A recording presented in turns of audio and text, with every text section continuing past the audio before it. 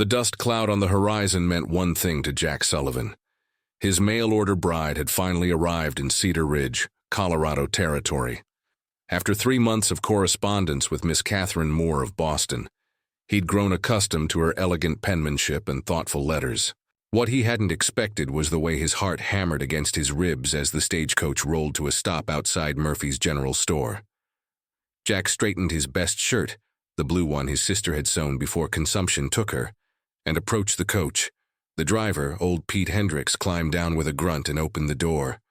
Before we continue with Jack's incredible journey, if you're enjoying this story, please hit that like button and subscribe to help me reach my first 50 subscribers. Your support means everything and helps me bring you more epic Western romance tales. Now, let's get back to the story. "Ma'am?" Pete called into the coach's dim interior. "We're here in Cedar Ridge." A trembling voice emerged from within.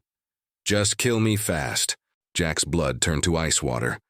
Those weren't the words he'd expected from his bride-to-be. He stepped closer, peering into the shadows of the coach. "Miss Moore, it's Jack Sullivan. I'm here to—" "Please," the voice whispered, weak and desperate. "I can't, I won't survive this. Just make it quick." Jack's mind raced. Had bandits attacked the coach? Was she injured? He reached for the blanket-wrapped form huddled in the corner of the coach, his hands shaking. "Ma'am, you're safe now. Let me help you." As his fingers found the edge of the woolen blanket, he gently pulled it back. What he saw made him stumble backward, his boots scraping against the dusty ground. Catherine Moore wasn't the prim Boston lady he'd imagined. Her once golden hair hung in matted tangles, and strange symbols were carved into her pale skin, symbols that seemed to pulse with an otherworldly light.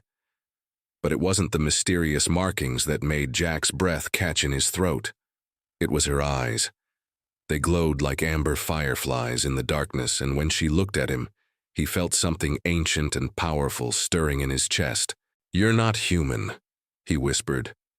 Catherine's luminous gaze met his. "Neither are you, Jack Sullivan. I can smell the wolf in your blood." The truth hit him like a lightning strike. For 28 years, he'd hidden his nature from the people of Cedar Ridge. Every full moon, he'd disappeared into the mountains, telling folks he was checking his trap lines. But somehow, this woman, this creature, had seen through his carefully constructed facade. "What are you?" he asked, his voice barely audible. "I'm what your people would call a star-touched," Catherine said, struggling to sit upright. "My ancestors came from the sky roads, long before the first ships reached your shores. And I'm dying, Jack. The iron in your cities, the smoke from your trains, it's poison to my kind." Jack's heart clenched. In her letters, Catherine had written about feeling unwell in Boston, about needing clean air and open spaces. He'd assumed she meant the usual complaints of city ladies. He'd never imagined this. "The markings on your skin," he said, kneeling beside the coach. "They're not scars. They're star maps," Catherine explained. "My grandmother carved them when I came of age. They're supposed to guide me home when I die.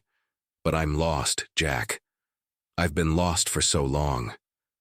Without thinking, Jack reached out and touched one of the glowing symbols on her wrist. The moment his skin made contact with hers, the world exploded into light and sensation. He saw flashes of her memories. A childhood spent hiding in Boston's shadows, parents who died when their otherworldly nature was discovered, years of loneliness and fear. But he also saw something else. In her letters to him, Catherine had written with hope for the first time in decades. She dreamed of the mountains, of clean air and starlit skies. She dreamed of him. "You're not going to die," Jack said firmly. "Not on my watch. You don't understand. I can't survive in your world. The iron, the noise, the lack of starlight." "Then we'll make a new world," Jack interrupted. "One where you can heal."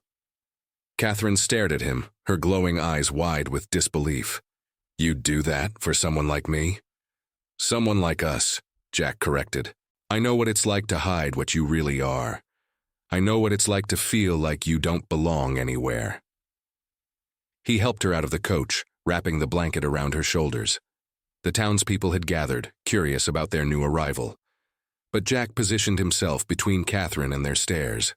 "Folks," he announced, "I'd like you to meet my wife, Catherine.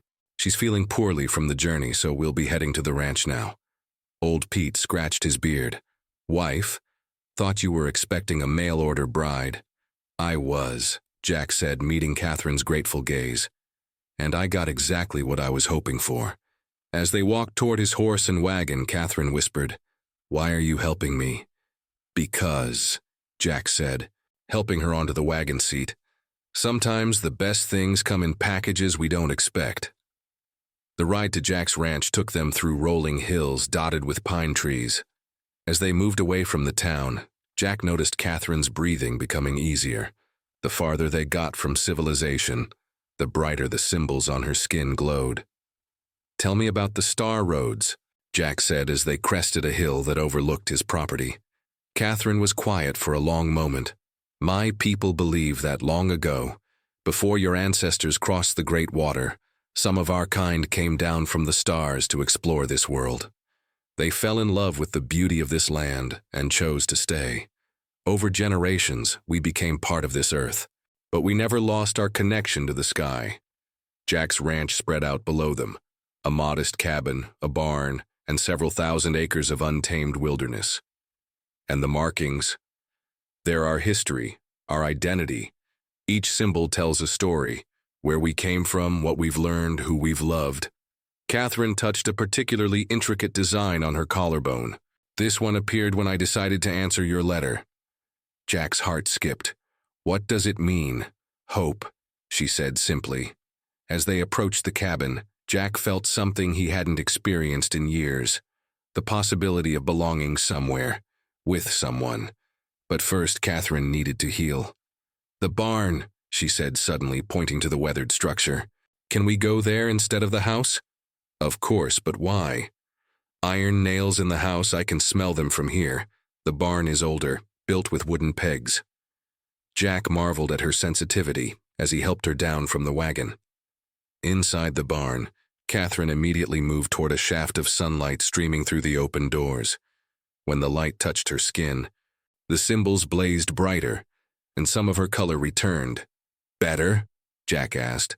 "Much." Catherine smiled, the first genuine smile he'd seen from her. "You have good instincts, Jack Sullivan." "Speaking of instincts," Jack said, settling onto a hay bale beside her, "how did you know what I am?" Catherine tilted her head, studying him. "Your letters. The way you wrote about the mountains. About running under the full moon. You thought you were being poetic, but I could hear the wolf in your words." Jack laughed despite himself. "I thought I was being subtle." "About as subtle as a thunderstorm," Catherine teased, and Jack felt his heart do something complicated in his chest. They spent the afternoon talking, sharing stories they'd never told another soul. Jack learned about Catherine's childhood in Boston, how she'd hidden her nature from employers and neighbors, how she'd grown sick from the city's iron and smoke. Catherine learned about Jack's struggles with his wolf nature, how he'd built his ranch in the most remote part of Colorado Territory to avoid hurting anyone during his transformations. "Do you regret it?" Catherine asked as the sun began to set. "Choosing to live alone out here?" "I did," Jack admitted, "until your first letter arrived. Then I started hoping for something different. If you're loving this tale so far, don't forget to like this video and subscribe. I'm working hard to reach 50 subscribers, and every single one of you makes a difference. Help me grow this channel." Now, back to Jack. As darkness fell, Catherine's symbols began to glow more brightly. She stood and walked to the barn's open doors, gazing up at the stars. "They're so clear here," she whispered. "In Boston, I could barely see them through the smoke." Jack joined her, and together they stood in comfortable silence. Then Catherine did something that made Jack's breath catch. She began to sing. The melody was unlike anything he'd ever heard, haunting and beautiful, seeming to call to the stars themselves. "It's a healing song," she explained when she finished. "My grandmother taught it to me." "It's beautiful. Did it help?" Catherine nodded, then surprised him by taking his hand. Jack, I need to tell you something. I didn't come here just because I was sick. I came because I was dying. And I was ready to die. I'd given up hope that I'd ever find someone who could accept what I am. Jack squeezed her hand gently. And now? Now I'm thinking maybe I was wrong to give up so quickly. That night, Jack made a bed for Catherine in the barn's loft, surrounding her with every blanket he owned. He slept in the house, but he barely closed his eyes. Every few hours he found himself checking on her, making sure she was still breathing, still there. The next morning brought unexpected visitors.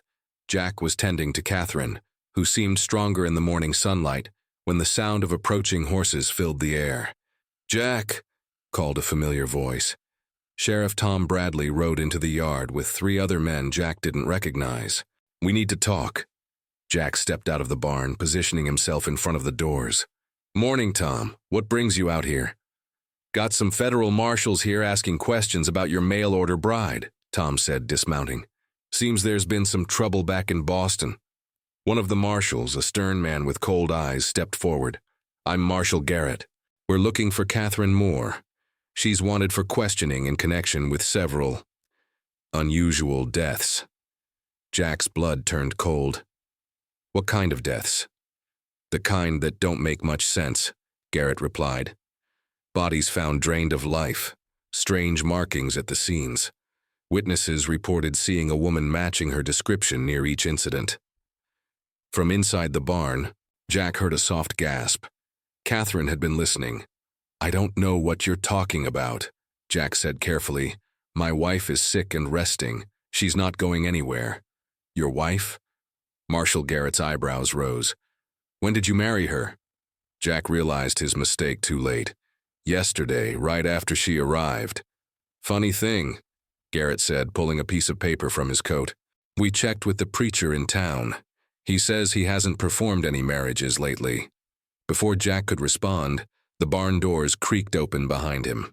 Catherine stepped out, her blanket wrapped around her shoulders. In the morning light, her strange markings were visible to everyone. The marshals reached for their weapons, but Catherine raised her hands peacefully. "I'll come with you," she said quietly. "But first, let me explain what really happened in Boston." "Catherine, no," Jack started, but she silenced him with a look. "Those deaths," she continued, addressing the marshals, "they weren't murders. They were mercy killings." Marshal Garrett frowned. "Explain. There are others like me scattered throughout your cities. Most are dying from the iron and smoke, suffering in ways you can't imagine. When they find me, they beg for help. They want to return to the stars, to end their pain." "So you kill them," Garrett said flatly. "I help them transition," Catherine corrected. "I sing them home. It's not murder. It's compassion." Jack felt the world shifting beneath his feet. The woman he'd grown to care about in just one day was confessing to killing people, even if she called it mercy. "The witnesses saw the light," Catherine continued. "When one of my kind dies naturally, their star markings glow as their spirit returns to the sky roads. That's what people saw, not murder." "Even if that's true," Marshal Garrett said, "you can't go around deciding who lives and dies." "What would you have me do?" Catherine asked, her voice growing stronger. "Let them suffer? Watch them waste away in agony?" Jack stepped closer to Catherine, his decision made. "She comes with me first." "That's not how this works, Sullivan," Garrett warned. "Actually, it is."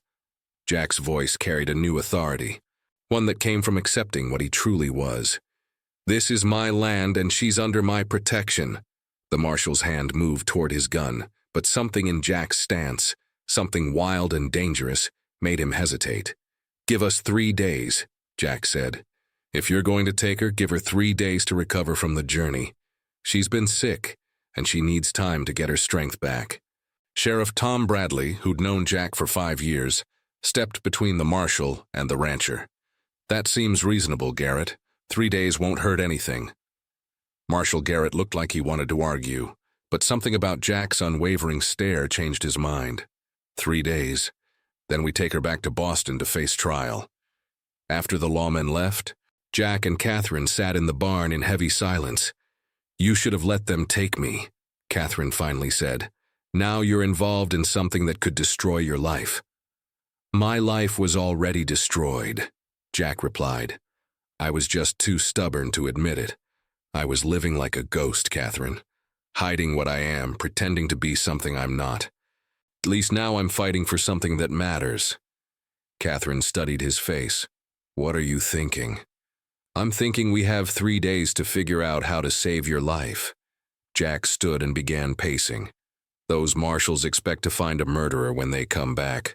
But what if they find a wife instead? Jack, we're not really married. We could be." Jack knelt beside her, taking her hands in his. "I know this is crazy, and I know we've only known each other for a day. But Catherine, I've felt more alive in the last 24 hours than I have in years. You see me, really see me for what I am, and you're not afraid." Catherine's glowing eyes filled with tears. "And you see me the same way. But Jack, even if we were married, it wouldn't stop them from taking me. And I won't drag you down with me." "Then we don't wait for them to come back," Jack said. "We disappear." "What do you mean?" Jack gestured toward the mountains visible through the barn doors.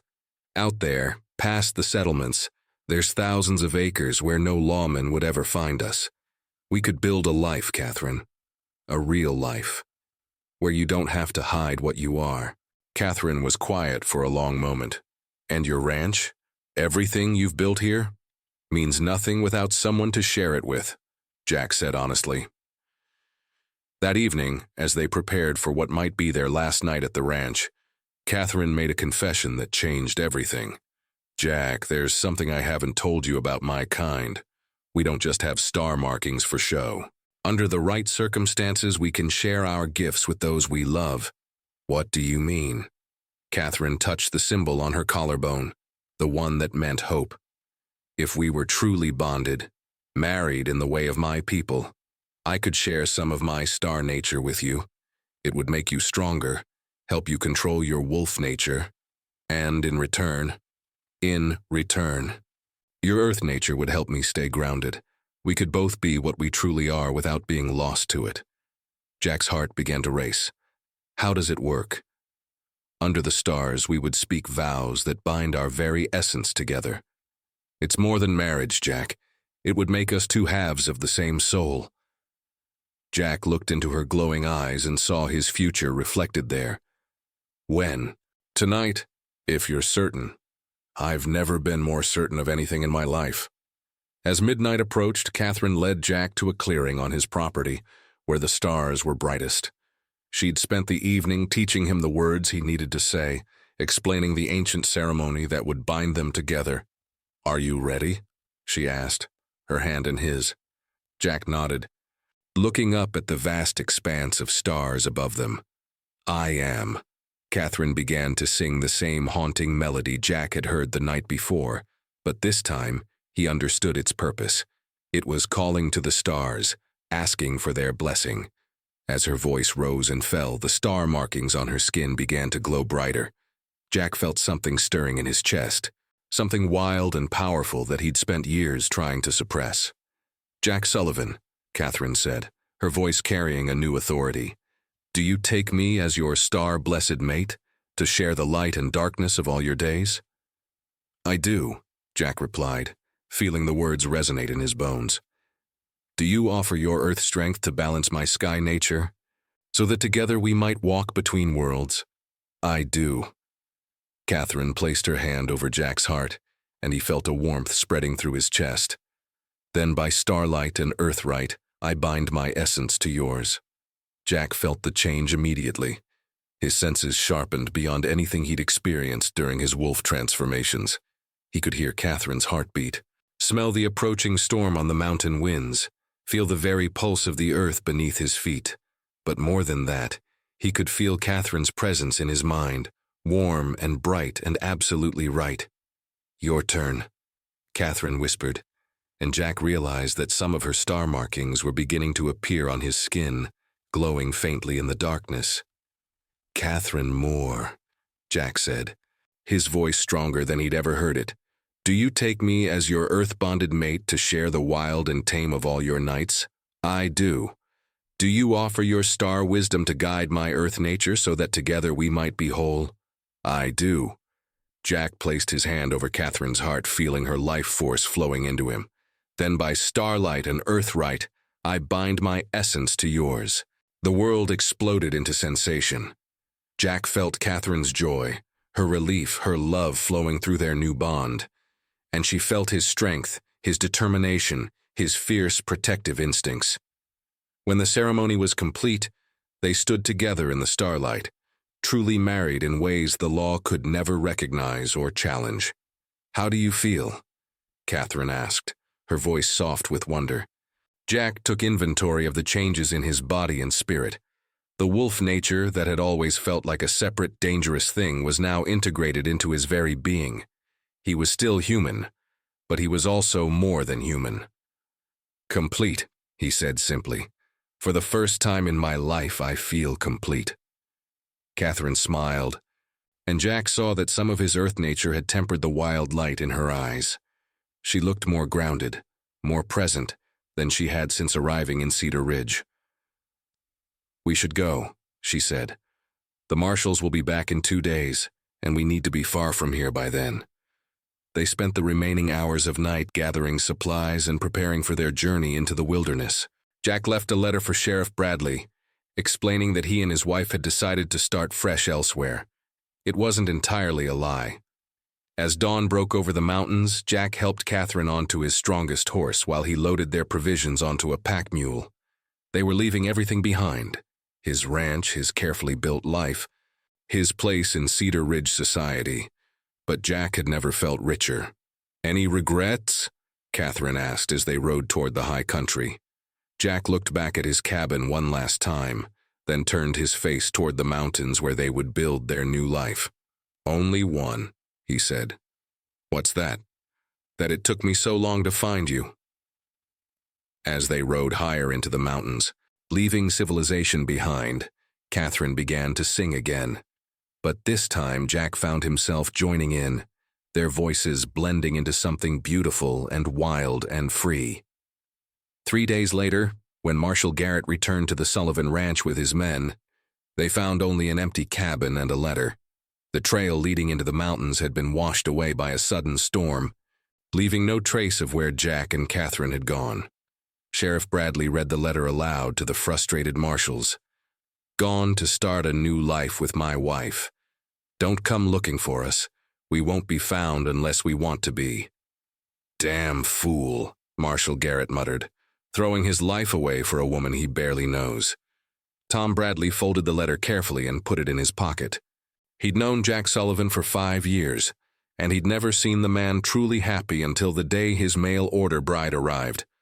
Sometimes, the sheriff thought, a man had to choose between the life he was expected to live and the life he was meant to live. Miles away, in a hidden valley where the air was clean and the stars shone bright, Jack and Catherine were building their cabin. They'd found a place where Catherine's star nature could thrive, and Jack's wolf nature could run free under the full moon. In the evenings, they would sit by their fire and plan their future. Catherine spoke of the others like her, scattered and suffering in the growing cities. Together, they began to envision a different kind of sanctuary, a place where those caught between worlds could find refuge. "We could help them," Catherine said one night, her head resting on Jack's shoulder as they watched the stars. "Build a community where people like us can be themselves. People who don't quite fit in the normal world," Jack agreed. "We could be a family for those who never had one." Catherine lifted her head to look at him, her star markings glowing softly in the firelight. "You'd do that? Open our home to strangers?" Jack thought of his own years of loneliness, of hiding what he truly was, of the emptiness that had nearly consumed him before Catherine's first letter arrived. "Everyone deserves a place to belong," he said. "Everyone deserves to be seen and accepted for who they really are." Catherine kissed him then, and Jack tasted starlight on her lips. In her eyes he saw their future spreading out before them, difficult perhaps, but filled with purpose and love and the kind of freedom that could only be found when two people chose to face the world as their truest selves. 1 year later, their hidden valley was home to a dozen souls who'd found their way to Jack and Catherine through whispered stories and desperate hope. There was Maria, whose grandmother had been Apache and whose dreams showed her the future. There was Thomas, a freed slave whose touch could heal both body and spirit. There was Little Wolf, a Cheyenne boy whose parents had died of disease, and who could speak to the animals of the mountains. Each person who came brought their own gifts, their own struggles, their own hunger for belonging.